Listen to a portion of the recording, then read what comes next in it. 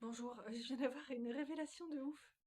Pour ceux qui connaissent Star Wars, à un moment, l'empereur veut que Luke Skywalker s'énerve, se fâche contre son père, contre Darth Vader.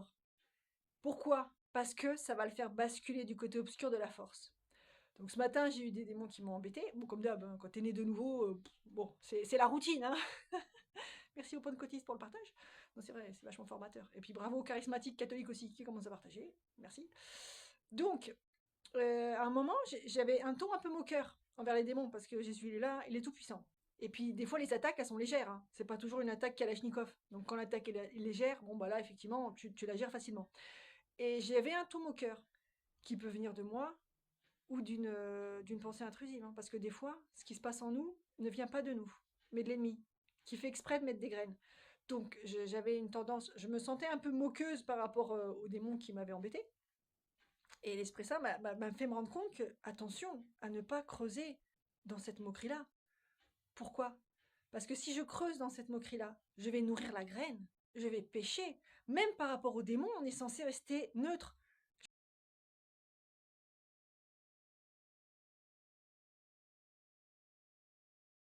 Jésus m'a dit, tu leur parles pas. Et il faut pas nourrir de choses obscures en nous, même par rapport aux démons. Une fois, Jésus m'a fait vivre un truc de ouf. Ça m'était arrivé avec un démon, j'étais hyper énervée contre lui. Et l'Esprit Saint m'a dit, c'est pas comme ça qu'on fait les combats spirituels. Et une autre fois, c'était par rapport à Satan. Oui, oui, le diable.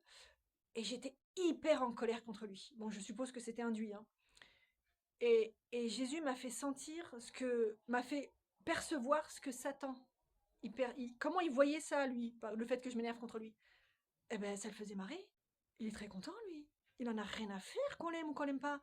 Il y a que Dieu, Jésus, qui veut qu'on l'aime. Satan, ils sont fous, lui. Tout ce qu'il veut, c'est perdre notre âme, hein. Ok? Et donc, le fait que je nourrisse de la colère contre Satan, alors il y a des raisons d'être en colère. J'en reparlerai une autre fois, mais la colère est juste. Mais elle ne se nourrit pas. La colère est un messager. Être en colère contre les démons et contre les forces du mal, ça veut dire que tu n'es pas d'accord avec. C'est juste. Mais après, stop. Après, il faut transmuter. Après, il faut changer de positionnement intérieur. Et il ne faut pas se laisser grignoter et pas plonger dans cette colère parce que là, tu ouvres des portes à l'ennemi. Parce que si tu nourris ta colère, si tu acceptes le chemin de la colère, tu signes tacitement dans l'invisible des contrats avec les forces du mal. Ok? C'est ce que disent les évangéliques pentecôtistes. Ok? C'est pour ça que l'empereur, il voulait que Luke Skywalker, il creuse dans sa colère, il dit vas-y, énerve-toi, vas-y, pour qu'il bascule du côté obscur. Parce qu'en fait, plus tu es élevé spirituellement, plus quand tu bascules, peut-être que là, le basculement, il est peut-être plus effectif. Alors là, je débute, hein, je débute. Je suis née de nouveau. Je ne sais pas comment on est de nouveau. Est-ce que c'est toujours fulgurant? Est-ce que c'est parfois Jésus, il vient juste te chercher, il vient juste te chercher tranquillement, et t'es né de nouveau quand même, ou alors c'est quand c'est l'autoroute, là, t'as des locutions, mais très claires et constantes, t'as une connexion à l'Esprit Saint et Jésus de fou, je sais pas.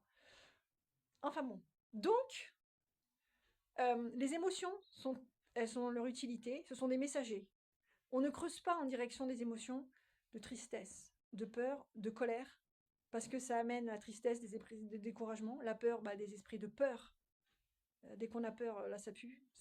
Là, il y a de la peur réaliste et des peurs irréalistes, là ça pue. La colère, pareil, ça c'est facile à discerner. Mais donc, il ne faut pas nourrir de colère. Il ne faut pas nourrir la colère en soi, il faut la transmuter avec les lois d'amour que Jésus nous a enseignées, de manière à rester dans les voies d'amour de Jésus, dont l'ennemi. Et alors, on n'est pas censé aimer l'ennemi, le démon dans l'invisible, c'est pas ça, hein. On est censé ne pas nourrir de colère. Que ce soit des émotions négatives, la moquerie. Au début, je me rappelle, quand j'ai vu ma première attaque. Non, une des premières attaques, parce qu'une fois quand Jésus vient te chercher, hein, quand t'es né de nouveau, poum, ça y est, ça y va, hein. Et je me rappelle, j'avais rigolé.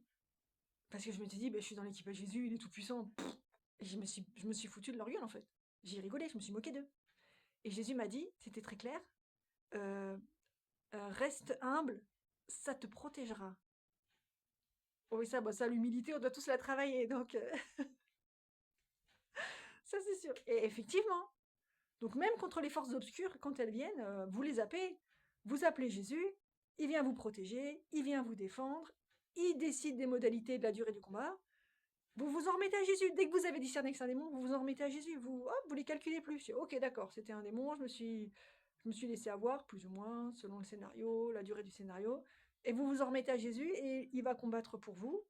Bah, quand je dis combattre, il va décider des modalités du combat parce que il suffit qu'il lève même pas un doigt et qu'il ait une pensée, je tac, tout le monde se barre, hein, même Satan. Bah, ça, c'est connu, ça, hein, chez les exorcistes catholiques, enfin même chez les évangéliques.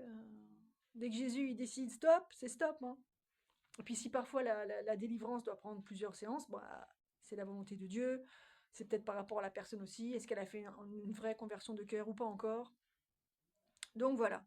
Donc, c'est la pensée impeccable dont parle Don Miguel Ruiz dans les 4 accords Toltec. Donc, oui, euh, je suis chrétienne, catholique, spiritualiste. Donc, effectivement, j'ai